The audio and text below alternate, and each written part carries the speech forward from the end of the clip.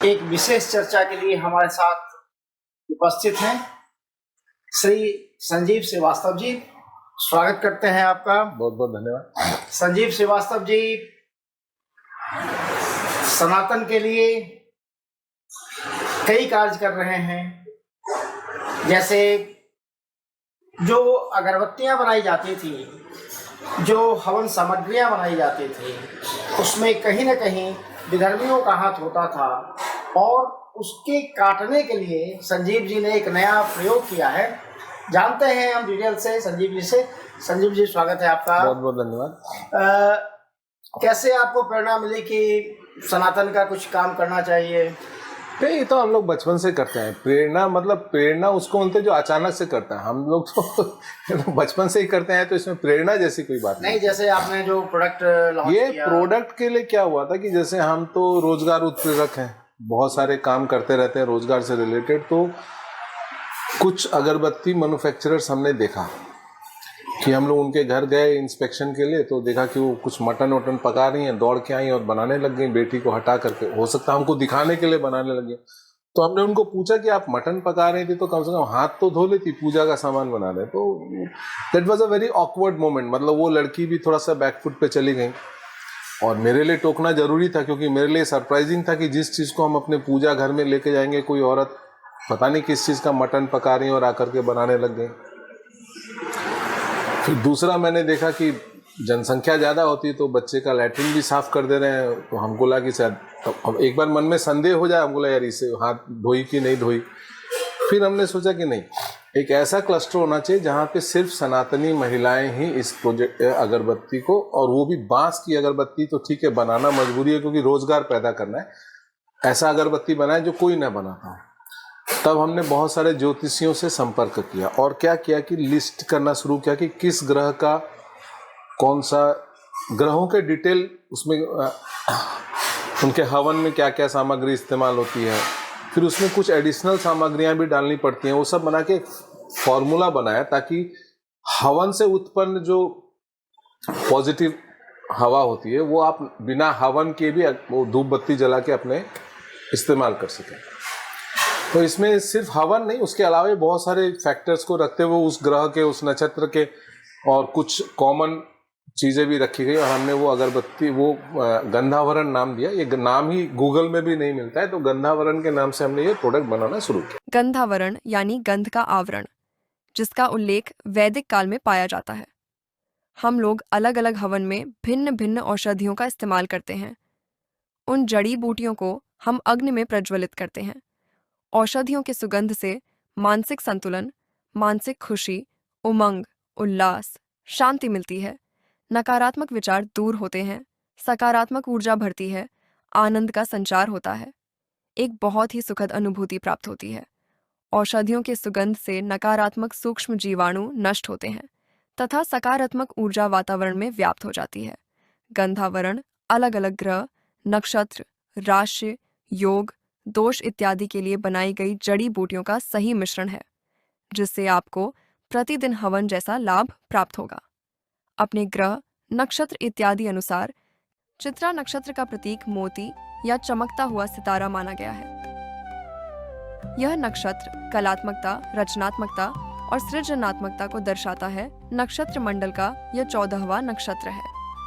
चित्रा नक्षत्र में पैदा हुआ व्यक्ति चुंबकीय व्यक्तित्व का स्वामी और आकर्षक होता है। इस नक्षत्र के व्यक्ति दृढ़ निश्चय और तीव्र इच्छा शक्ति वाले होते हैं,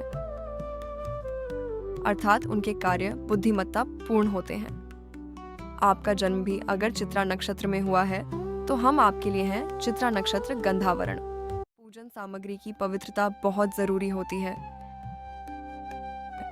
गंधावरण का निर्माण सिर्फ सनातनी महिलाएं करती हैं। सनातनी पूजा में पवित्रता के महत्व को समझते हैं और पवित्रता को नहीं मानने से पैदा दुष्परिणामों को भी।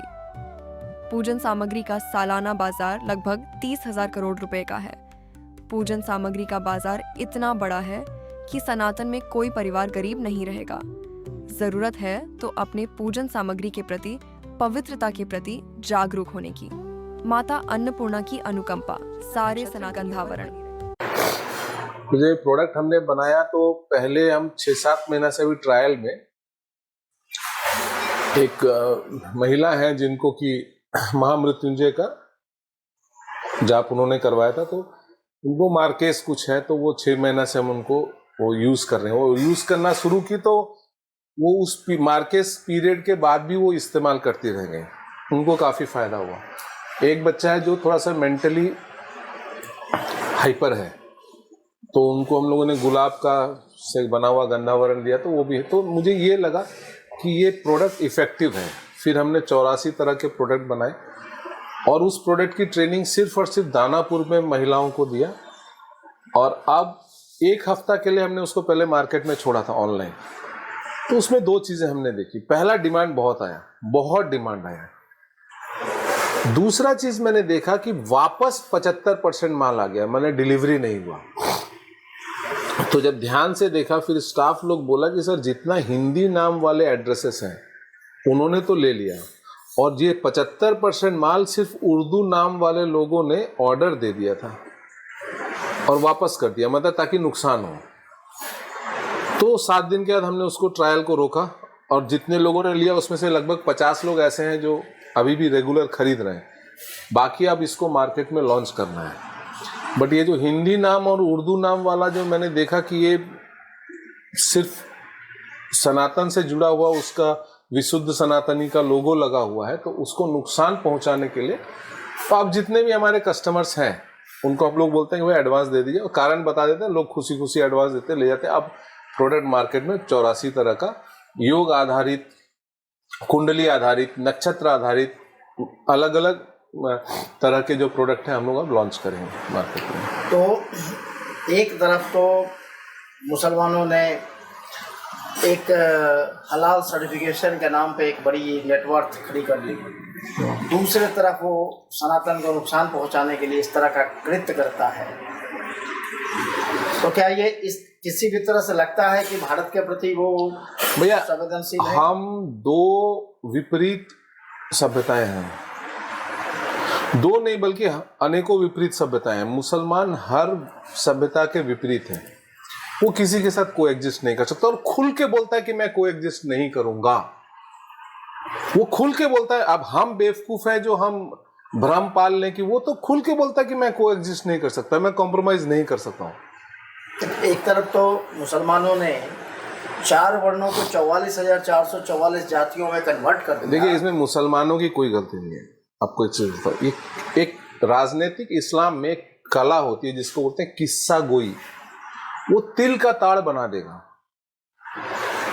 अब आप किस्सा गोई का सबसे लेटेस्ट उदाहरण ये मौलाना सज्जाद नौमानी ने उस दिन बोल दिया कि भाई हिंदू अल्पसंख्यक है, हमने तो जातियों में बांट दिया, वो तो निकल गया बोल करके। आप सोचिए उसने कितने हजारों साल से प्रयास किया है कि हम तोड़ेंगे, और उनका बहादुरी हमारी बेवकूफी। आप एक बताइए, हिंदू में जब अंग्रेज गया था तो 400 या 500 कितने दलित नहीं, दलित जो ये थी क्या बोलते हैं राजा और दलित ये जमींदारियां 500 से ऊपर थी। हमने सुना है डोम राजा होता था हमारे यहाँ, पासी राजा होता था। भाई सुहेलदेव पासी से मजबूत राजा तो चमारों के राजा होते थे, कन्नौज वाले जिन्होंने मुगलों से लास्ट तक लड़ाई की। कायस्थों के राजा होते थे, साउथ हो या कश्मीर हो या अभी भी नॉर्थ ईस्ट में राजपूतों के राजा होते थे। अब आप देखिए बाकी सारी राजाओं को, सारी रियासतों को दबा दिया गया, न ब्राह्मण, न भूमियार, न राजपूत, राजपूत छोड़ करके बाकी सारे जाति की को दबाया गया, सिर्फ राजपूत राजपूत राजपूत किया गया। अब ये विद्वेष फैलाया किसने? उर्दू नाम वालों ने, अरबी नाम वालों ने। तो हम लोग क्या बेवकूफ थे? हम लोग को सच बोलने में कोई मुंह में ताला लगा दिया था कि सच नहीं बोलना है? भाई कंसा पासी राजा थे। अब देखा जाए तो पांडे से पासी तक न पाने, तो पांडे का भी राजा था, पासी का भी राजा था, कंसा पासी। तो अब झगड़ा शुरू हुआ ना उनके किला को लेकर के। तो हमारी आंख के सामने चीजें हैं, और अगर कोई दूसरा किस्सा गोई कर रहा है, और किस्सा गोई जो है वही व्हाट्सएप यूनिवर्सिटी का फोरफादर है, मैं व्हाट्सएप यूनिवर्सिटी का ग्रैंडफादर इस्लामिक आर्ट ऑफ किस्सा गोई को मानता हूँ। अगर वो कर रहा है तो फिर और बेवकूफ हम है कि वो है? वो तो बहादुर है, वो तो चालाकी खेल रहा है आपके साथ, आपकी महिलाओं को प्रदूषित कर रहा है। वामपंथी मिलके फेमिनिज्म फैला रहे हैं, टीवी रील फील सब करे। वो महिला जो जौहर झेली, जो विपरीत परिस्थितियों में सभ्यता और संस्कृति को जिंदा यहां तक ले आई, आज भी छठ में यहां से यहां तक सिंदूर लगाती है, उस महिला को टारगेट किया तो वो तो आपके हर जगह पे टारगेट कर रहा है। क्योंकि उसको पता है कि अगर हिंदू जाति विहीन समाज हो गया तो उदाहरण उसने देख लिया, हिंदुस्तानी फौज में जाति नहीं होती है। अगर आप दौड़ सकते हैं, आपकी छाती 5 इंच फैला सकते हैं तो आप इन हैं। बात समझ गए ना? और आज वो मेरिट के बेस में फौज है। आप देख लीजिए, मुगलों को हमने हराया, तुर्कों को ओस्मानिया सल्तनत घुटने पे ला दिया 1914 से 1918 के बीच में। ब्रिटिश इंडियन आर्मी थी बट लड़ तो हिंदू ही रहे थे। जो 3 मूर्ति चौक में 3 मूर्ति है, मैसूर और हैदराबाद और जोधपुर लैंसर्स की, उन्होंने ही तो ओस्मानिया सल्तनत तोड़ी थी। देवायर में हमने मुगलों को हराया, पाकिस्तान को ढाका में हराया। तो ये ढंग से जानते हैं कि अगर ये जाति विहीन समाज बनाने में कामयाब हो गए तो हिंदुस्तानी फौज उनके सामने उदाहरण है कि ऐसी तैसी करके रख देंगे। बात समझे? और हमारी जो संत परंपरा है पिछले 200 साल से अगर आप देख लेंगे, राजा राम मोहन रॉय से लेकर के आज स्वामी दीपांकर या बाबा बागेश्वर तक, ये किंतु रिफॉर्म्स में ही लगे हुए हैं।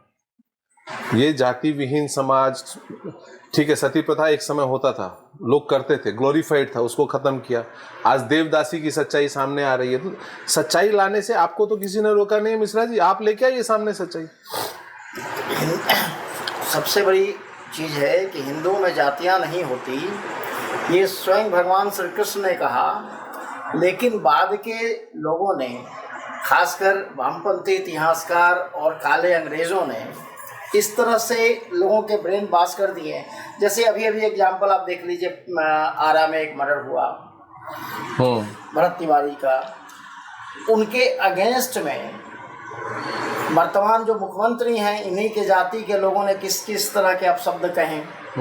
तो ये लोग एक जाति को टारगेट कर कर ये मूर्खतापूर्ण कार्य कर रहे हैं। ये समझते नहीं है कि अगर जातियों में हम टूटेंगे तो बटेंगे कि खत्म होंगे। हम भरत तिवारी जी के ही एनकाउंटर की बात करते हैं, इसको पूरा थोड़ा डिटेल देखिए। पिछले 24 महीना में अगर आप गूगल करेंगे तो बिहार में जिसने करप्शन के खिलाफ आवाज उठाई, चाहे पत्रकार हो या सोशल एक्टिविस्ट, उसका मर्डर हुआ। और मर्डर को पुलिस ने लीपापोती किया। जैसे उदाहरण के लिए बुद्धिनाथ झा, उनको जला के रोड के किनारे फेंक दिया गया। पुलिस ने बोला नहीं भाई, ये तो लव ट्रायंगल का मामला, ये हो गया, परिवार विरोध करता रह गया, कोई सुनने वाला नहीं है। और चूंकि सरकार ने वाइप आउट किया तो वाइप आउट हो गया। भरत तिवारी जी के साथ एडवांटेज क्या हुआ? सबसे पहले यहाँ जाति काम नहीं की, दलितों ने उनका पूरा सहयोग दिया। वो खुद दलितों के लिए लड़ रहे थे, दलितों ने उनको पूरा सहयोग दिया। तो यहाँ क्या हुआ? राजनीतिक दल को बचाने के लिए, वो भी विडंबना देखिए, ऐसी राजनीतिक दल जो हिंदुत्व की बात करता है, जो जाति के विरोध में बात करता है, बट जब खुद के ऊपर मुसीबत आई तो तुरंत उन्होंने अपनी अपनी जातियों को एक्टिवेट कर दिया। वामपंथी बोलते हैं ब्राह्मण बनिया बाहर जाओ, और यहाँ बनिया नेता भी ना छोटे मोटे वो भी लगे हुए थे, जो आयातित या जिनको आइडियोलॉजी से कोई मतलब नहीं है। भाजपा में आज ऐसे हजारों हजार नेता, वही नेता ही है जिनको आइडियोलॉजी से कोई लेना देना नहीं है। तो वो क्या कर रहे हैं कि वो, मैंने बनिया नेता को देखा, मैंने कुशवाहा को देखा। अरे आप क्यों डिफेंड कर रहे हो? किस लिए डिफेंड कर रहे हो? आप वो उसको डिफेंड करके जो मेन हमारा जो मुद्दा है, जो मेन हमारा लक्ष्य है, जो विराट हिंदुत्व की बात सावरकर जी करते थे, गोलवलकर जी करते थे, उसको आप भूल जाते हैं। तुरंत से अपना छोटा फायदा देखने के लिए आपके जितने आयातित और छुट भैया नेता लोग हैं, तुरंत से जाति करने लग जाते हैं। तो ये तो फिर वही टीएमसी वाला हालत हो जाएगा। जिस दिन हारेंगे उसके दूसरे दिन सब पलट जाएंगे। और जो ओरिजिनल आइडियोलॉजी वाला है वो आज भी टीएमसी का साथ है, और उस समय फिर ओरिजिनल आइडियोलॉजी वाले को भाजपा वाले खोजते रह जाएंगे।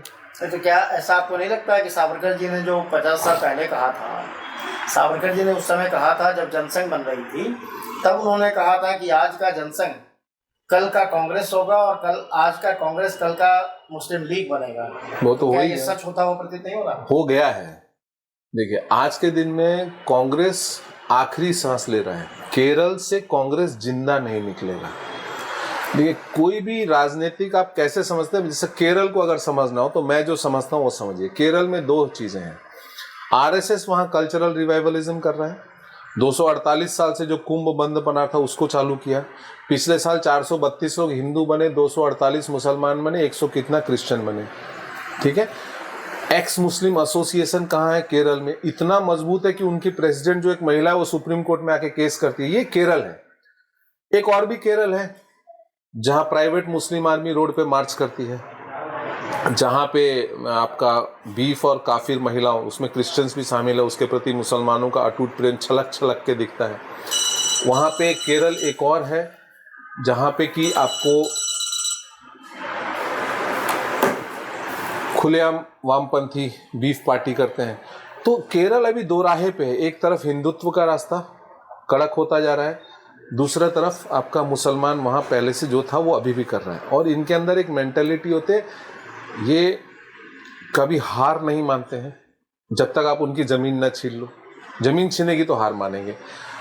और ये सबसे बड़ी बात क्या है कि ये हमेशा डिनायल मोड में रहते हैं। आप बोलो कि भैया तुम गलत काम करो, इसको मत करने। आप केरल का पिछला वोटिंग देखिएगा तो हिंदू मुस्लिम कंस्टिट्यूएंसी है, 65% मुसलमान, 35% हिंदू इकट्ठा होके एक जानता है कि मेरा वोट देने से हारूंगा, फिर भी उसने हिंदुओं को वोट दिया। तो केरल दो राहे पे है। उसका नतीजा आप देखिएगा, अगले 5 साल केरल में कोई रैली निकल रही है, हिंदुओं के साथ बदतमीजी हुई, उसका वीडियो पे वायरल होगा। 404 एकड़ क्रिश्चियन की जमीन वक्फ को चली गई, वीडियो वायरल होगा। तो ये सारी चीजें होंगी। इसका नतीजा क्या होगा? क्योंकि मुस्लिम लीग डोमिनेट कर रहा है कांग्रेस को। असम में 19 में 18 मुसलमान विधायक, यहाँ पे आपको मुस्लिम लीग का सपोर्ट और विधायक मुसलमान। तो मुसलमानों के अंदर ये जो हैबिट होती है ना, एसर्शन ऑफ पावर, कि मैं ताकत दिखाऊंगा। आपके अंदर ताकत है कि नहीं? बड़ा आप बोले हम ताकत दिखाएंगे। पाकिस्तान आज के दिन में क्या है? ताकत दिखा रहा है। सब लोग ताकत दिखा रहा है। आपके अंदर ताकत है नहीं। अगर आप दिखाएंगे, सामने वाला क्या करेगा? 2014 इसलिए नहीं आया क्योंकि मोदी जी 2014 के बाद जो भी है, 2014 इसीलिए आया था क्योंकि मुसलमानों ने सोशल मीडिया पे ताकत दिखाने का प्रयास किया था। कांग्रेस टीएमसी इसलिए हारी क्योंकि मुसलमानों ने, और मुसलमान जो है ना वो नेताओं को मेंटली कैप्चर करते हैं। ये इनका जो किस्सा गोई की कला है ना, ये बहुत तगड़ी कला होती है। आपको याद होगा ममता बनर्जी ने एक स्टेटमेंट दिया था बंगला में कि एकटा कम्युनिटी जखन जट बांधे ना देवे 13टा बाजिए। मतलब कि एक कम्युनिटी यानी मुसलमान जब इकट्ठा, जट मतलब इकट्ठा होना है, तो आप लोग का 12 बजा देगा। तो ये हिंदुओं को अखड़ गया, भाई ये स्टेटमेंट आपको नहीं देना चाहिए था, आप डरा रही हैं हमको उनसे। नतीजा आपके सामने।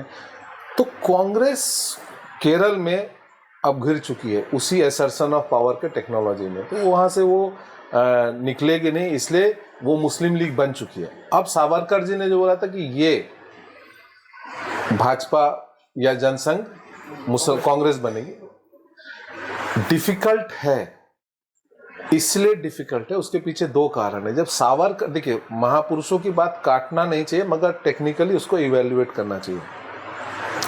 सावरकर जी ने जब ये बोला था तब लोगों की जबान बंद थी, उनके पास वॉइस नहीं था, यूट्यूब चैनल नहीं थे, कंटेंट क्रिएटर नहीं था। सबसे बड़ी बात, यहूदियों का फेसबुक नहीं था। यहूदियों ने फेसबुक बनाया ही है ताकि सबकी आवाज बाहर आए। अगर मुसलमान कड़ा होकर लिखता है तो हिंदू भड़कता भी है और हिंदू लिखता भी है। जो कम बोलने वाले वो तो मन बना लेते हैं कि भाई वोट नहीं देंगे इनको, इनके खिलाफ वोट देंगे, और जो ज्यादा बोलने वाले वो वहां जवाब भी देते हैं। तो ये जो मंथन होता है, उस समय सावरकर जी ने नहीं सोचा था कि ये मंथन होगा। अब हो क्या रहा है कि भाजपा एक शक्तिपुंज बनती चली जा रही है, और जब शक्ति होगी तो वहां हर व्यक्ति चिपकने का प्रयास करेगा। तो ये भाजपा के नेतृत्व को देखना है कि क्या है। जैसे एक उदाहरण के तौर पे मैं आपको बताता हूँ, योगी जी और हमारे जो मुख्यमंत्री सम्राट चौधरी, इसके बीच में एक डिफरेंस है। योगी जी हार्डकोर आइडियोलॉजी वाले आदमी हैं। उनको अगर आप देखेंगे तो उनके हर एक्शन के पीछे ज्ञान दिखाई देगा। जैसे वो डेवलपमेंट बहुत कर रहे हैं, मतलब उतना डेवलपमेंट बिहार में कोई सोच भी नहीं सकता है। चलिए डेवलपमेंट को छोड़ दिए, योगी जी का मॉडल है बुलडोजर और लंगड़ा, ऑपरेशन लंगड़ा, उसकी बात करते हैं। क्राइम दुनिया में 2 ही चीज के लिए होता है, एक होता है पैसा और एक पैशन।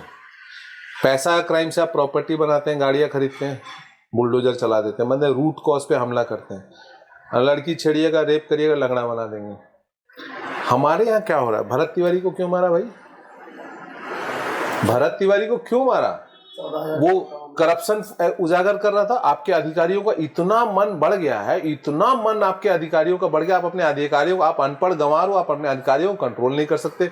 आप जाके उस लड़के को गोली मार दी। आपको क्या लगा था कि दलित उसके खिलाफ बोलेगा? क्यों बोलेगा उसके खिलाफ? तो चक्कर क्या है कि यहाँ पे जो भाजपा के अंदर अब दो खेमा है, एक बेबुद्धि का खेमा, एक बुद्धिमान खेमा।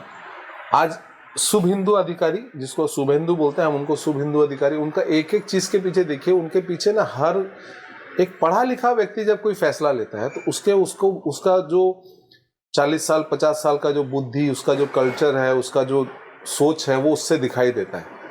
आप भले ही कांग्रेस में थे, कांग्रेस से ही आए हैं अपने असम वाले चीफ मिनिस्टर, बट उसका पेन, उसने जो झेला है, डेमोग्राफी चेंज झेला, उसको दिखता है ना। तो चीज क्या होता है कि भैया आइडियोलॉजी इंपॉर्टेंट है, और यहाँ पे भाजपा कई जगह पे ऐसे लोगों के साथ काम कर रहे जो आइडियोलॉजिकली आपसे जुड़ते हुए नहीं नजर आते हैं। सब सत्ता के लिए जुड़ा है साथ में। आज अंबेडकर साहब सबसे बड़े हिंदुत्ववादी थे, लेकिन उनको लोगों ने विलन बना दिया। उनको विलन बना दिया। वो सबसे मुसलमानों के खिलाफ थे, उनका एक एक स्टेटमेंट मुसलमान, उनकी किताबें मुसलमानों के खिलाफ है। मगर अंबेडकर को कोई पढ़ा नहीं, अंबेडकर जी को किसी ने लिखा नहीं, और जो मन में आता है होता है ना कि भाई अंबेडकर जी ने ये बोला था, भाई कहाँ बोला था? और इसमें सबसे आगे मुसलमान, ये जितने उर्दू नाम वाले प्रोफाइल है वो सब कुछ भी अंबेडकर जी के नाम पे लिख देते हैं, और ये पीछे पीछे हुआ सीआर के जैसा सारी दुनिया हाल। अरे भाई कहाँ लिखा बताओ? आज अगर राजेंद्र प्रसाद, अंबेडकर और सावरकर और महाराजा ट्रैवनकोर, ये चारों के 4 साल के ही जीवन को आप पढ़ेंगे ना, वो ट्रैवनकोर डिक्लेरेशन से पहले के, तो अंबेडकर जी आंदोलन कर रहे हैं कि भाई हमको कालाराम टेम्पल में एंट्री चाहिए, कर रहे हैं, जाति तोड़ना चाहते थे। जब उन्होंने धर्म जब बदला तो उन्होंने यही बोला था कि मैं घर का कमरा बदल रहा हूँ, घर बदल नहीं रहा हूँ। वो सनातन में ही थे। तो कालाराम टेम्पल आंदोलन कर रहे थे कौन? अंबेडकर साहब। पतित पावन मंदिर बना रहे थे, दलितों के संग भोजन कर रहे थे कौन? उसी कालखंड में सावरकर जी। दलितों को जनेऊ पहना रहे थे, जो हमेशा से पहनाया जाता था, कौन? वही सावरकर जी कर रहे थे ना। और डॉक्टर राजेंद्र प्रसाद और महाराजा ट्रैवनकोर मिलकर के ट्रैवनकोर डिक्लेरेशन बना रहे थे कि आज के बाद ये खत्म, सब मंदिर में जाएगा, सब एक ही शमशान में जाएगा, सब कुछ करेगा। तो ये चारों एक ही काम कर रहे थे, बट बोलने वाला कौन है? कोई नहीं है। हमारे जयप्रकाश बाबू है, उन्होंने बोला जनेऊ तोड़ दो। हम पूछते, बहुत अच्छे आदमी थे जेपी बाबू, और पूरा बिहार उनके पीछे था, मगर जनेऊ क्यों तोड़े? सबको क्यों ना पहनाए? जो पहनने के लिए सक्षम है उसको क्यों ना पहनाए? तो ये देखिए, ये सावरकर साहब ने जब बोला था कि ये बनेगी, उनकी संभावना, क्योंकि उस समय सोशल मीडिया नहीं था। बट आज के दिन में क्या है, और सबसे बड़ी बात है कि हम बिहार हैं, हम क्रिटिसाइज करेंगे। आप गलत कीजिएगा तो हम आपको बोलेंगे, भले ही आपका चैनल 100 आदमी देखे, किसी का चैनल 1 लाख आदमी देखे, मगर अगर वही 100 आदमी ने इस बातों को आगे फैलाया तो वो बात आएगी। आज भरत तिवारी के केस में क्या हुआ? जितने दलित थे सब भरत तिवारी के फेवर में थे। आप नेता बन के कुछ भी बोल लीजिए, कोई इस पार्टी का नेता, कोई उस पार्टी का, सभी पार्टी के नेता जाति के नाम पे हुआ करने लगे, बट जमीन पे क्या जनता बिगड़ी? नहीं। ये हमारे संतों का अचीवमेंट है कि आज हम कम से कम उस स्टेटस पे खड़े हैं कि हमारी संत परंपरा है जो जाति के खिलाफ बात कर रही है और लोग उसको सुन रहे हैं। बिहार का आप तो फैक्ट्रियाँ भी चला रहे हैं, लोगों को गाइड भी कर रहे हैं, लोगों को इंस्पायर भी करते हैं कि बिहार के डेवलपमेंट के लिए फैक्ट्रियाँ लगाओ। तो क्या लगता है इतने सालों में क्यों डेवलपमेंट नहीं हो पाई? जैसी आप सोच रहे थे उस तरह का डेवलपमेंट बिहार में नहीं। मैं जो सोचा वो हुआ। मैं एक बार सोचा कि बिहार में अंडा प्रचुरता अभियान चलाऊंगा। सरकार जो 70 साल में नहीं कर पाई थी, वो 20,000 अंडा से 3.5 करोड़ अंडा हम 3 साल में पहुंचा दिए। सरकार के, केंद्र सरकार का सहयोग था, केंद्र सरकार की एक संस्था का। चूंकि ये जो हमारा इंटरव्यू है वो थोड़ा डिफरेंट पाथ पे जा रहा है, इसलिए उस संस्था का नाम नहीं लूंगा। अभी भी जैसे मैं जो सोलर ड्रायर पे काम कर रहा हूँ, मैं अगले 1 साल के अंदर 273 करोड़ रुपया का रूरल कैपिटल एसेट बनवा दूंगा। 1,25,000 केजी यानी 7 करोड़ प्रतिदिन का एक्सपोर्ट बिजनेस भी शुरू करवा दूंगा। जो मेरे हाथ में है मैं कर लेता हूं। जहां सरकार इन्वॉल्व हो जाती है वहां मैं फंस जाता हूं, क्योंकि ये सरकार कुछ अजीब ढंग से काम कर रही है। अब यहाँ पे मैं बिहार और गुजरात को कंपेयर करता हूँ। आप देखिएगा मोदी जी का बहुत वीडियो आता है, प्लास्टिक बैन हो जाएगा, प्लास्टिक बैन करो, प्लास्टिक, मन की बात में बोलते हैं। सारे बिहार के नेता मन की बात ऐसे करके सुनते हैं, ऐसे करके सुनेंगे जैसे पूरा पी जा रहे हैं उनकी बातों को। उन्होंने कई बार प्लास्टिक बैन करने के लिए बोला, बिहार में बैन आज तक नहीं हुआ। अभी हम लोग को करीब 150 लोगों को ट्रेनिंग करा चुके हैं, मगर सिर्फ 13 फैक्ट्री बिहार में चालू हुई है। 13 ही फैक्ट्री बिहार में अभी तक चालू हुई है। तो उसमें हो क्या रहा है कि गुजरात में, अब इसी चीज को गुजरात से कंपेयर करें तो गुजरात में हजारों हजार बायोप्लास्टिक की फैक्ट्री लग रही है, वहां से माल बिहार आ रहा है। हमारा मजदूर वहां माल बनाता है और यहाँ वही मजदूर का परिवार उसी माल को खरीद रहा है।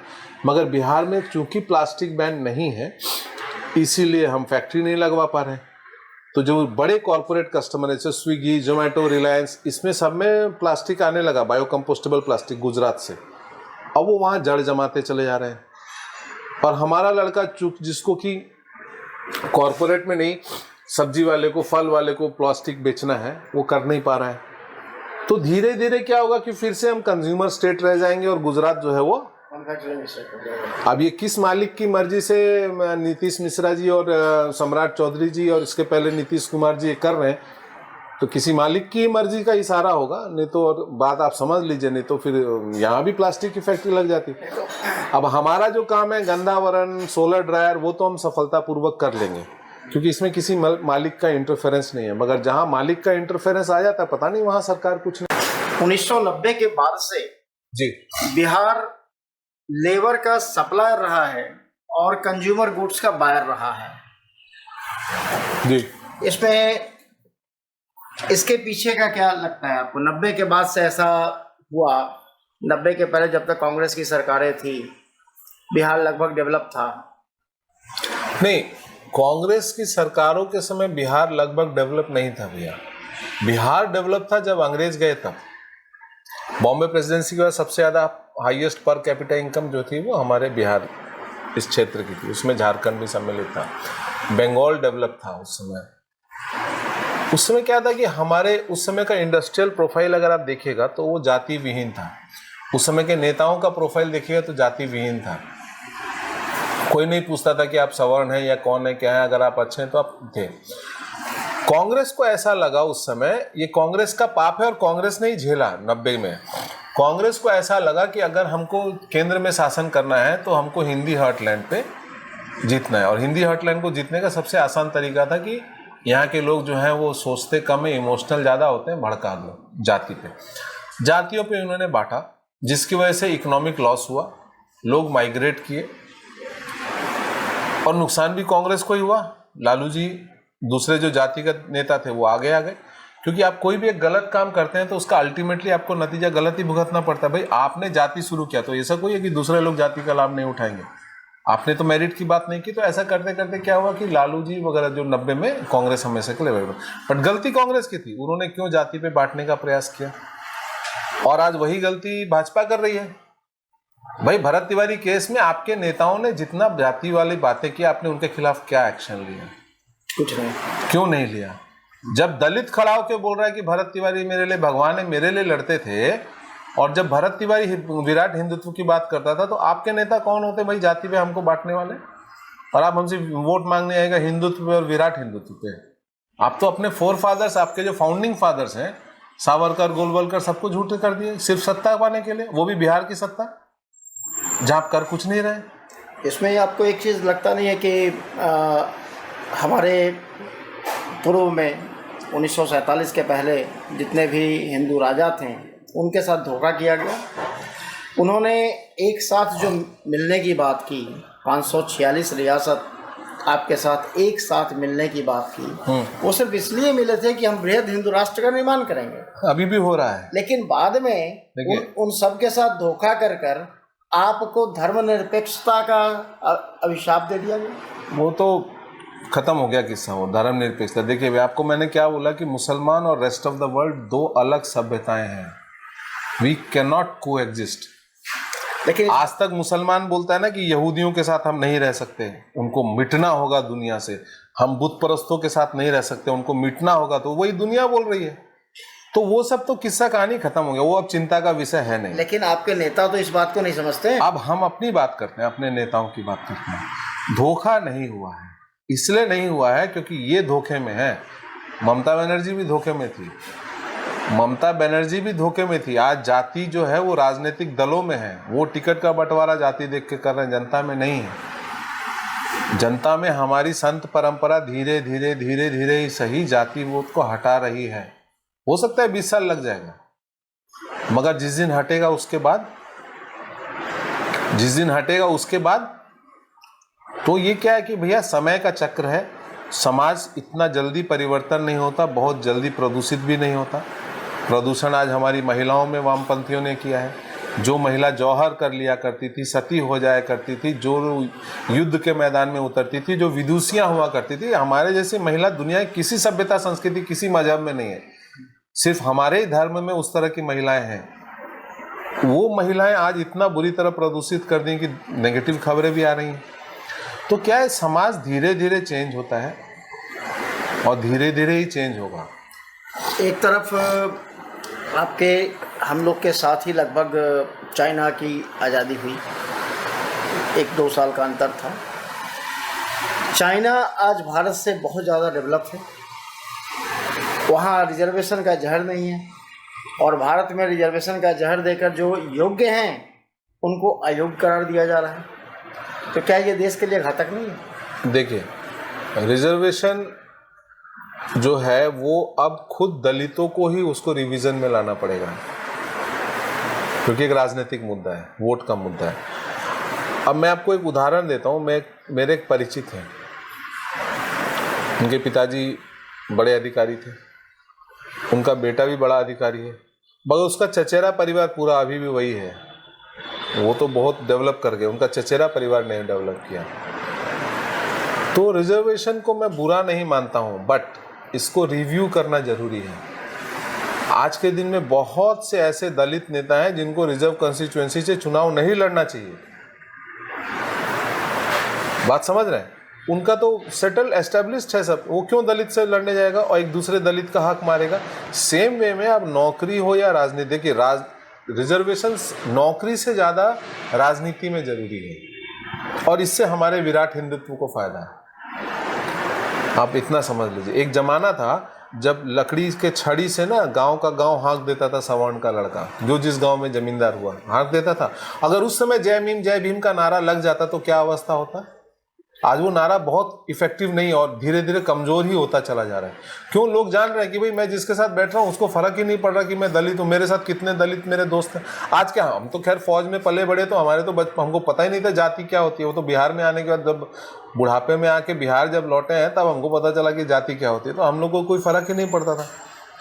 इनफैक्ट आप एक चीज़ में बता देता हूँ, फौजी का परिवार और फौजी, इसको 2 चीज़ नहीं पता होता है। एक है वो जाति, और दूसरा एक है वो वुमन डेज जो मनाते हैं, वुमन जेंडर इक्वालिटी। क्योंकि हमारे यहाँ उल्टा होता है, हमारे यहाँ जो महिला होती है वो ज़्यादा स्ट्रांग होती है, उसके एक कंप्लेंट में नौकरी चली जाती है, तनख्वाह रुक जाती है, पनिशमेंट हो जाता है, पिट्ठू परेड लग जाता है, और महिला हमेशा से पुरुष से ऊपर मानी जाती है। तो जब फौज के लाइफ से आप सिविल के लाइफ में आएंगे ना, तो ये दोनों चीज़ आपको समझने में थोड़ा वक्त लगेगा। तो एक्चुअल में हमको आज तक नहीं समझ कि व्हाट इज जेंडर इक्वालिटी। हमने तो आज तक देखा ही नहीं, ना मेरे सभ्यता में मैंने कहीं पढ़ा था, ना हमारे परिवार में कहीं देखा। तो थोड़ा डिफिकल्टीज होती हैं वो सब। एनीवे, अपन जाति पे फिर से आते हैं। तो रिजर्वेशन जो है वो एक, उसमें अब कुछ लिमिटेशंस लगाने जरूरी, नहीं तो जो हमारा जो गरीब दलित है जिसको अब जरूरत है उसको जिंदगी में नहीं मिलेगा।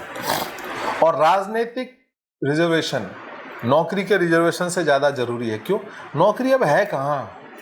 आप एक बताओ, 5 लाख साल में नौकरी नहीं निकलेगी, उसके लिए आप लोग मार किए हुए हैं, और आपका जो काम है वो विधर्मी ले जा रहा है, आपका जो रोजगार है वो विधर्मी ले जा रहा है। आज भी चले जाएगा म्यूजियम में, तो जो चमड़े का चप्पल वहाँ मिला रहेगा, बोलेगा 2000 साल पुराना है। किसने बनाया? हमारे विश्वकर्मा जी ने बनाया है कि नहीं? तो वो कोई ऐसा विश्वकर्मा था, चाहे वो जिसको आज आप चमार बोलते हो, हम लोग पहले अभी मोदी जी का ये चीज मुझे बहुत अच्छा लगा कि उन्होंने नाम विश्वकर्मा दिया। भाई वो चमार आज आप बोल रहे हो था तो विश्वकर्मा ही, उन्होंने ही तो बनाया, वो हमारे लिए पूजनीय थे, आज भी पूजा होता है, सभी जाति के लोग उसकी पूजा करते हैं। हम तो एक ऐसा समाज है ना जिन्होंने अपने भगवान को जाति में विभाजित किया था। वो तो कम से कम विश्वकर्मा जी का पूजा पूरे लोगों ने करना शुरू किया, जिन्होंने फैक्ट्री लगा ली उन्होंने, चाहे वो राजपूत हो या जो भी हो। नहीं तो विश्वकर्मा तो अब क्या है कि वो कला, वो हाथ का गुण छोड़ करके हम आ गए अब नौकरी मांगने के चक्कर में। वही 5 लाख साल में नौकरी निकलेगी, उसके लिए 50 करोड़ लोग मारपीट करे हुए। तो अंग्रेजों के पहले तो कोई भारतीय नौकरी करता ही नहीं था। भैया एक बात समझ लीजिए, हम लोग क्या तो बोला ही जाता था, और अब क्या है कि परिवर्तन आ रहा है। देखिए मैं तो चूंकि रोजगार उत्प्रेरक हूँ, मैं दिन रात लड़कों से मिलता हूँ। सवर्ण का लड़का ग्रेजुएशन के पहले ही बिजनेस के बारे में सोचने लग गया है, क्योंकि उसको पता है कि नौकरी मिलना। अरे खुल के बोलता कि सर नौकरी तो मिलेगा नहीं, अंडा फार्म लगा लेते हैं। बात समझ गए? सबसे कम उद्यमिता का विकास जो चिंता का विषय है वो हमारे हिंदू तथा कथित, जिसको हम दलित बोलते हैं, या जो हमारे विश्वकर्मा है उसके अंदर है, वो अभी भी नौकरी के पीछे पड़ा हुआ। अरे भाई 5 साल में 5 लाख नौकरी निकलेगी, उसके लिए तुम इतना बताओ। तो मेरे को लगता है कि इस फील्ड में काम करने की बहुत जरूरत है, नहीं तो धीरे धीरे करके। आप एक बात समझ लीजिए, मटन की दुकान बहुत धक्का दे करके ना हम 3 झटका मटन दुकान खुलवाए हैं, 3 ही झटका मटन दुकान अभी तक मेरे प्रयास से खुला। जबकि जब इसको फेसबुक में मैं कैंपेन कर रहा था तो महाराष्ट्र से एक पोस्टर आया था, मराठी में लिखा हो, कोई सील ऐसा कुछ टाइटल था उनका, उन्होंने सेंटर बना रखा, वहाँ पे झटका मटन दुकान का ट्रेनिंग देते हैं।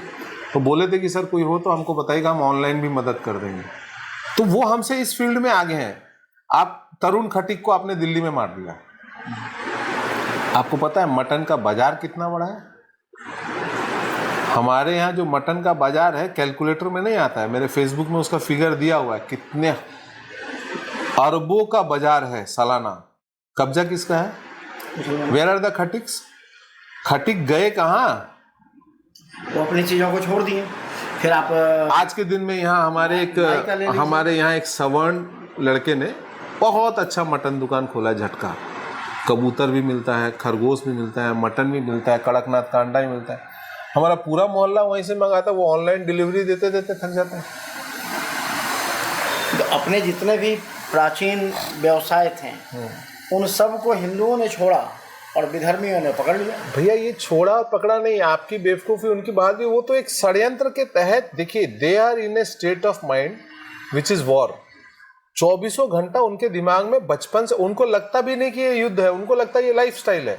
वो तो 24 घंटा एक, आप आज देख लीजिए कोटा में धर्म परिवर्तन, यहाँ वहाँ हर जगह हो रहा है।